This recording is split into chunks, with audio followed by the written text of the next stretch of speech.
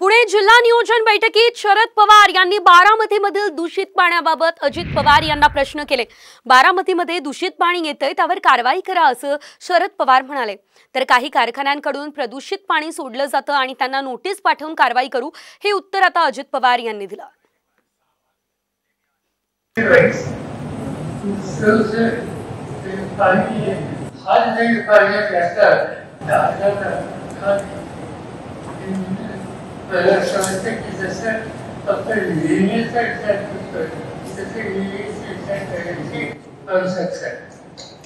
दिलीपराव त्याच्यामध्ये तुम्हाला पुढाकार घ्यावा लागेल। सोमेश्वर कारखाना, त्याच्यानंतर वाळेगाव कारखाना, त्याच्यानंतर छत्रपती कारखाना, पलीकडे श्रीराम कारखाना, मला वाटतं हा एक कारखाना,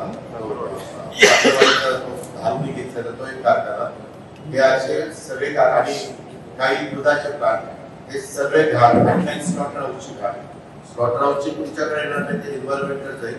पण या कारखान्यांना मी सातत्याने सांगतोय, तुम्ही एसटीपी आणि सीपीयू हे प्लांट बसवा।